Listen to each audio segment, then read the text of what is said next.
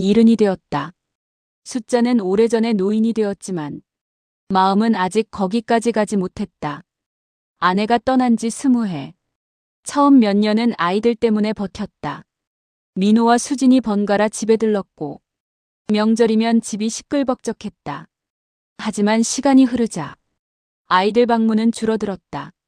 손주들 일정이 바쁘고 회사 일이 바쁘고 사는 게 다들 바빴다. 나는 이해했다. 그래도 밤이 되면 이해와 외로움은 다른 문제였다. 혼자 밥을 먹고 혼자 설거지를 하고 불 꺼진 집에서 혼자 TV를 보다가 어느 순간 화면이 꺼져도 그걸 한참 뒤에야 알았다. 나는 조용히 늙어가고 있었다. 박영숙 씨를 만난 건 동네 도서관이었다. 신문을 넘기고 있는데 옆에서 조용히 웃는 소리가 들렸다. 이 기사 보셨어요? 처음엔 그저 인사였다. 두 번째는 날씨 이야기. 세 번째는 책 이야기. 그렇게 우리는 수요일마다 같은 자리에 앉게 되었다. 그녀도 혼자였다. 남편을 먼저 보내고 자식들은 서울에 산다고 했다. 혼자 사는 게 익숙해졌다고 생각했는데 가끔 너무 조용해요. 그 말에 나는 고개를 끄덕였다. 그 감정은 설명할 필요가 없었다. 어느 날 그녀가 조심스럽게 말했다. 우리 같이 살면 어떨까요? 나는 웃지 못했다. 대답도 바로 하지 못했다. 이른의 재혼이라니. 사람들이 뭐라 할까? 자식들이 상처받지 않을까? 하지만 그날 밤 나는 깨달았다. 나는 더 이상 참기만 하며 살고 싶지 않았다. 결국 아이들에게 말했다. 아버지, 재혼하려 한다. 정적이 흘렀다. 민호가 먼저 말했다. 그 나이에 왜요? 나는 솔직하게 답했다. 외로워서다. 수지는 울먹였다. 엄마는요? 나는 고개를 숙였다. 엄마는 평생 잊지 않을 사람이다. 그래도 나는 살아있다. 민호는 차갑게 말했다. 혹시 재산 때문은 아니겠죠? 그 말이 나를 아프게 했다. 나는 화내지 않았다. 아니다. 하지만 그날 통화는 싸움으로 끝났다. 아이들은 오지 않겠다고 했다. 그래도 우리는 결혼식을 올렸다. 작은 예식장이었고 하객은 많지 않았다. 영숙 씨의 손을 잡았을 때 나는 이상하게 떨리지 않았다. 우리는 작은 집으로 들어왔다. 그날 밤 초인종이 울렸다. 밤 10시가 넘은 시간이었다. 문을 열자 민호가 서 있었다. 굳은 얼굴로 집안을 훑어봤다. 진짜 하셨네요. 그 한마디에 우리의 시작은 곧바로 시험대에 올랐다. 나는 알지 못했다. 그 밤이 이 결혼의 첫 관문이 아니라 진짜 시작이라는 걸. 민호는 신발도 벗지 않은 채 거실에 들어왔다. 집안을 천천히 둘러보는 그의 눈빛이 날카로웠다. 새로 들여놓은 소파, 작은 식탁, 아직 정리되지 않은 상자들. 영숙 씨가 조심스럽게 말했다. 민호 씨 앉으세요. 민호는 고개를 저었다. 아버지, 잠깐 밖으로 나오시죠. 나는 현관 밖으로 나갔다. 문이 닫히자 민호의 목소리가 낮아졌다.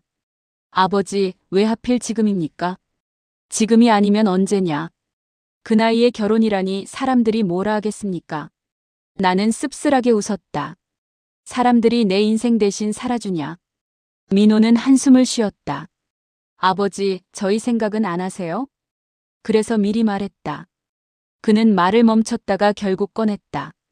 솔직히 말씀드리면 불안합니다. 뭐가? 그분을 모르니까요. 그 말은 의심이었다. 나는 민호를 똑바로 바라봤다.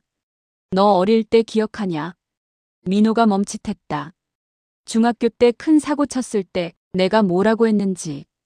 그는 작은 목소리로 말했다. 믿는다고 하셨죠? 그래. 나는 내가 누군지 알았기 때문이다. 나는 잠시 말을 고르고 이어갔다. 영숙 씨도 마찬가지다. 나는 그 사람이 누군지 안다. 민호는 고개를 흔들었다. 사람은 변합니다. 나도 변했다. 그 말에 민호가 나를 봤다. 나는 이제 혼자 버티는 사람이 아니다. 민호는 쉽게 물러서지 않았다. 재산 문제는 정리해 두셔야 합니다. 결국 그 말이었다. 나는 차분하게 말했다. 돈이 걱정이냐? 그는 부정하지 못했다. 혹시라도 나중에 분쟁이 생기면. 나는 잠시 침묵했다. 민호의 말이 전부 틀린 건 아니었다. 세상엔 이상한 일도 많았다. 하지만 그 걱정이 사람을 의심하는 이유가 될 수는 없었다. 그때 수진이 도착했다. 눈이 붉어 있었다. 아버지 진짜예요?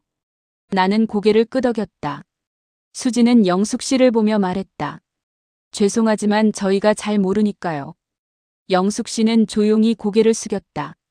이해합니다. 그 태도가 오히려 아이들을 더 불편하게 만들었다. 수진이 울먹이며 말했다. 엄마는요? 나는 답했다. 엄마는 내 인생에서 사라지지 않는다.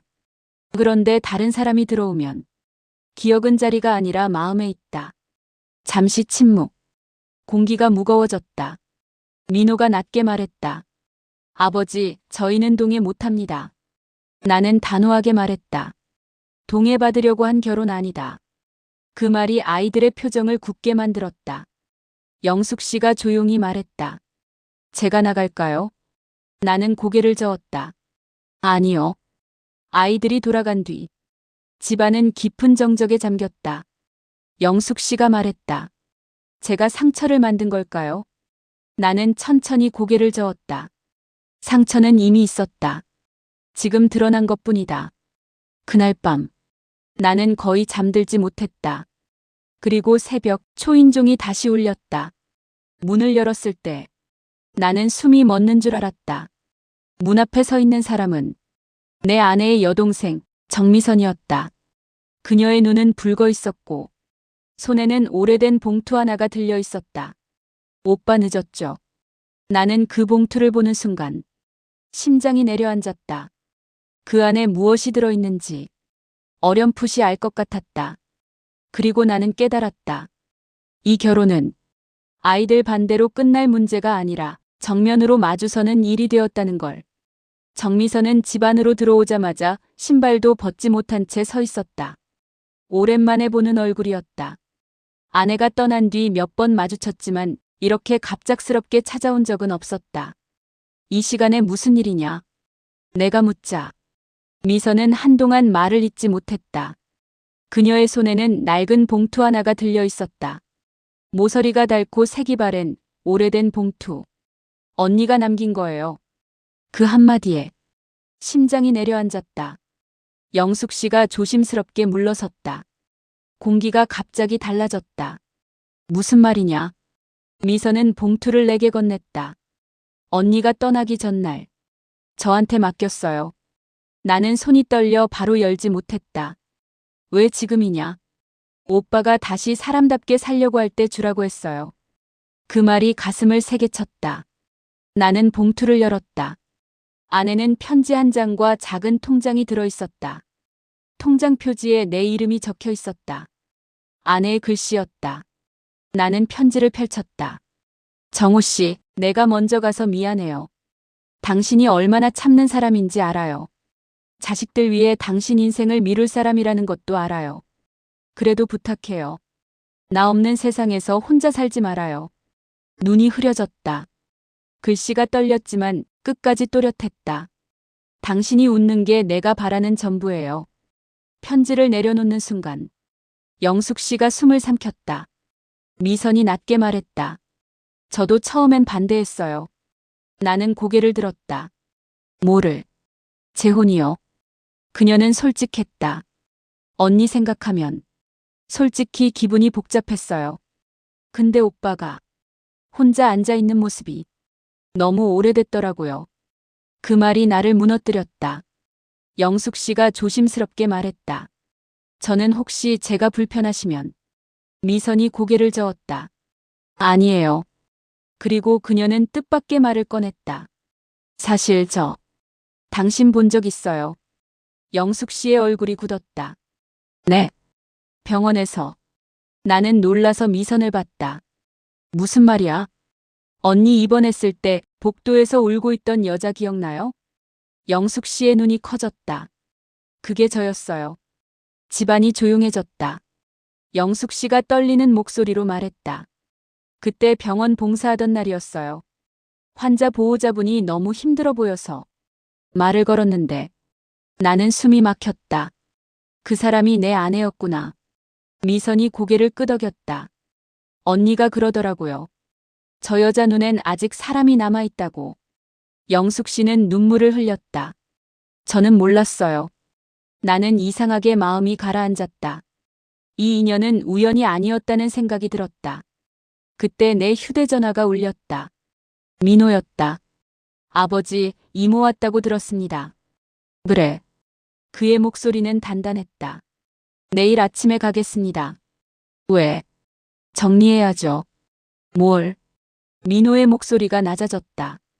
그 결혼. 전화를 끊고 나서 집안 공기가 얼어붙었다. 영숙 씨가 내 팔을 잡았다. 저 때문에. 나는 고개를 저었다. 아니다. 미선이 조용히 말했다. 오빠, 이번엔 물러서지 마. 그녀의 눈빛은 단호했다. 언니는 오빠가 평생 참는 사람으로 남는 거 원치 않았어. 나는 편지를 다시 접었다. 손이 떨리지 않았다. 그날 밤 우리는 거의 잠들지 못했다. 창밖이 밝아오고 있었다. 나는 깨달았다. 이 싸움은 단순히 자식과의 갈등이 아니라 내가 내 인생을 어디까지 책임질 수 있는지 시험하는 일이라는 걸. 아침이 되면 민호는 무언가를 들고 올 것이다. 나는 더 이상 도망치지 않기로 했다. 아침 햇살이 들어왔지만 집 안 분위기는 밝아지지 않았다. 영숙 씨는 부엌에서 조용히 밥을 준비했고 미선은 거실 한쪽에 앉아 말없이 창밖만 봤다. 나는 식탁 위에 편지를 올려두었다. 마치 증거처럼. 아침 9시가 조금 넘자 초인종이 울렸다. 문을 열자 민호와 수진이 함께 서 있었다. 민호는 봉투를 들고 있었고 수진은 얼굴이 퉁퉁 부어 있었다. 들어와라. 민호는 집 안으로 들어오자마자 식탁 위에 봉투를 내려놓았다. 아버지, 이겁니다. 나는 봉투를 쳐다봤다. 뭔데? 민호는 숨을 고르고 말했다. 재산정리 합의서 초안입니다. 그 말에 영숙 씨의 손이 멈췄다. 수진도 불편한 표정으로 영숙 씨를 잠깐 봤다가 고개를 숙였다. 민호가 봉투를 열어 서류 몇 장을 꺼냈다. 이 집, 예금, 보험, 연금. 결혼하셨으니 나중에 분쟁이 생길 수 있습니다.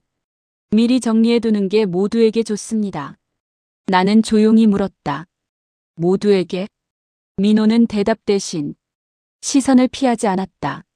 아버지, 저희는 아버지가 상처받는 게 싫습니다. 나는 냉정하게 말했다. 그래서 상대를 의심해도 되냐? 민호는 잠깐 멈칫했다. 의심이 아니라 대비입니다. 미선이 앞으로 나왔다. 민호야. 민호가 미선을 보자 표정이 굳었다. 이모, 왜 이 일에 끼어드세요? 미선이 단호하게 말했다. 내 엄마가 시킨 일이야. 민호가 헛웃음을 쳤다. 엄마를 왜 자꾸? 그 말이 끝나기도 전에 미선이 편지를 집어들었다. 읽어. 민호는 고개를 돌렸다. 그건 읽으라고. 그 목소리에 수진이 먼저 편지를 받았다. 수진은 편지를 읽기 시작했고 읽다가 결국 눈물을 흘렸다. 민호도 옆에서 몇 줄을 따라 읽었다. 혼자 살지 말아요. 그 문장을 보는 순간 민호의 손이 잠시 멈췄다. 하지만 그는 곧 다시 서류를 밀어 넣었다. 그래도 정리는 해야 합니다. 나는 그 말에 마지막 인내가 끊어졌다. 너희는 대체 내가 뭐가 될까봐 이러냐? 민호가 말했다. 아버지가 이용당할까봐요. 나는 단호하게 말했다. 나는 사람이야. 이용당해도 상처받아도 내가 책임진다. 민호의 눈이 커졌다. 아버지, 그렇게 감정적으로. 감정? 나는 웃지도 못했다. 너희가 지금 하는 게 감정이 아니면 뭐냐? 수진이 울며 말했다. 아버지, 우리도 두려워요. 나는 한숨을 쉬었다. 너희 두려움이 영숙 씨를 죄인으로 만드는 거야. 영숙 씨가 조용히 말했다. 정호 씨 괜찮아요. 그 말이 오히려 내 마음을 더 흔들었다. 나는 민호를 바라보며 말했다. 좋다. 민호가 멈칫했다. 정리하자. 아버지. 공증까지 하자. 민호의 얼굴이 바뀌었다. 네. 나는 천천히 말을 이었다. 이 집은 너희에게 넘긴다.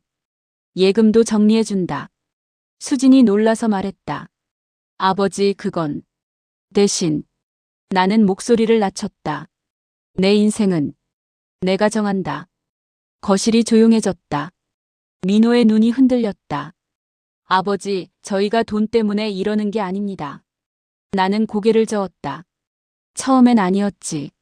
근데 지금은 돈이 맞다. 그 말에 민호의 얼굴이 하얗게 질렸다. 수지는 울며 말했다. 오빠. 그때 현관 밖에서 다시 발소리가 들렸다. 초인종이 울렸다. 모두가 문 쪽을 바라봤다. 내가 문을 열자 동네 노인회장이 서 있었다. 정호 씨, 어제 봉사 모임에서 얘기 들었어요. 집안 공기가 얼어붙었다. 노인회장이 영숙 씨를 보며 말했다. 이분이 오해를 받는다고요? 나는 못 봅니다. 그리고 그는 민호와 수진을 향해 단호하게 말했다. 이분은 10년 넘게 남몰래 노인들 병원비를 도왔어요. 돈 있는 사람도 아닌데요. 영숙 씨는 얼굴이 붉어졌다. 말씀하지 마세요. 노인회장은 고개를 저었다. 이런 상황이면 말해야지. 민호의 표정이 천천히 무너졌다. 수지는 영숙 씨를 바라보며 울먹였다. 죄송해요, 저희가.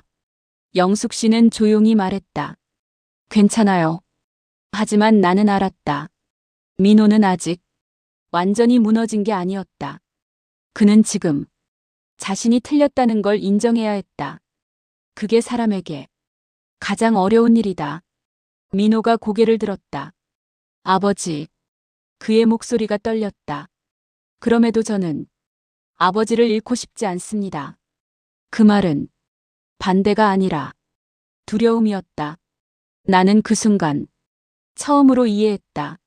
민호는 돈이 아니라 아버지의 자리를 잃는 게 무서웠던 것이다. 하지만 그 두려움이 또 한 번 문제를 만들 줄은 그때는 몰랐다. 그날 밤 민호는 나 몰래 마지막 행동을 준비하고 있었다. 그날 저녁 민호는 평소보다 조용했다. 수지는 몇 번이나 영숙 씨에게 말을 걸었고 영숙 씨는 담담하게 대답했다. 하지만 나는 느낄 수 있었다. 민호의 마음이 아직 완전히 풀린 건 아니었다. 아이들이 돌아가고 집에 둘만 남았을 때 영숙 씨가 말했다. 오늘 힘드셨죠? 나는 고개를 저었다. 힘든 건 당신이다. 그녀는 웃었다. 괜찮아요. 저도 자식이 있으니까요. 나는 그 말을 곱씹었다. 사랑은 둘의 일이지만 재혼은 가족의 일이다. 그날 밤 휴대전화가 울렸다. 민호였다. 아버지, 잠깐 뵐 수 있습니까? 나는 집 앞 공원으로 나갔다. 민호는 벤치에 앉아 있었다. 어릴 적부터 화가 나면 저렇게 말없이 앉아 있던 아이였다. 왜 또 나왔냐? 민호는 한참 있다가 말했다.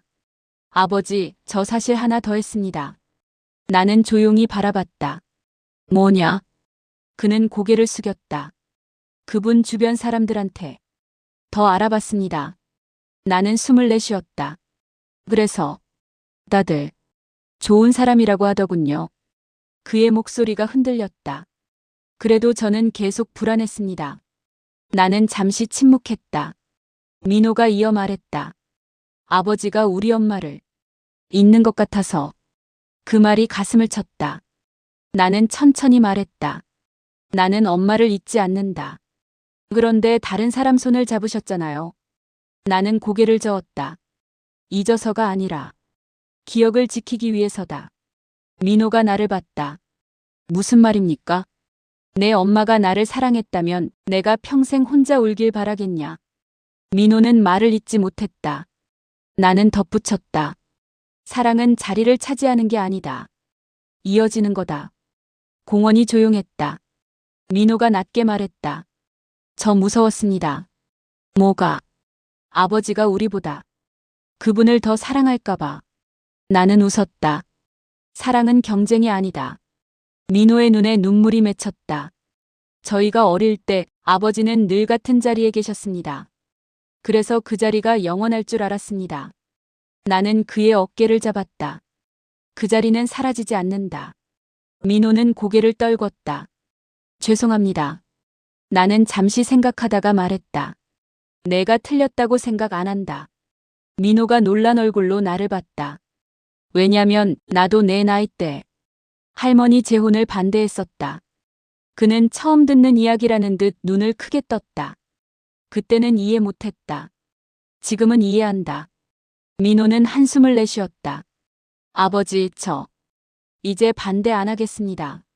나는 묻지 않았다. 그가 스스로 꺼낸 말이었기 때문이다. 다음 날 민호와 수진이 함께 집에 왔다. 민호는 조심스럽게 영숙 씨에게 말했다. 어머니라고 불러도 되겠습니까? 영숙 씨의 눈이 커졌다. 천천히 하세요. 그녀는 웃으며 말했다. 수진은 작은 화분을 내밀었다. 집들이 선물이에요. 작은 식물이 창가에 놓였다. 집안 공기가 달라졌다. 그날 저녁 네 사람이 함께 밥을 먹었다. 민호가 말했다. 아버지, 합의 서버렸습니다. 나는 고개를 끄덕였다. 잘했다. 영숙 씨가 조심스럽게 말했다. 저는 재산 필요 없습니다. 나는 웃었다. 그 말, 이제 그만하자. 밤이 깊어. 아이들이 돌아간 뒤 나는 거실에 앉아 아내의 편지를 다시 펼쳤다.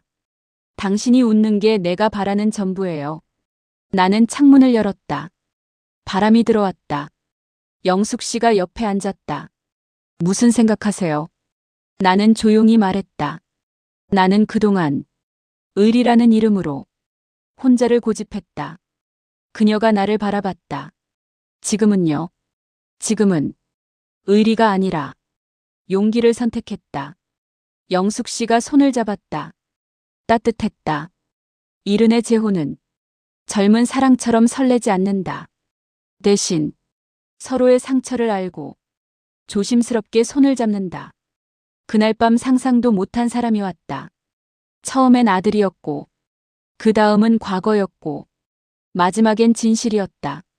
하지만 결국 가장 놀라웠던 건 내가 다시 웃고 있었다는 사실이었다.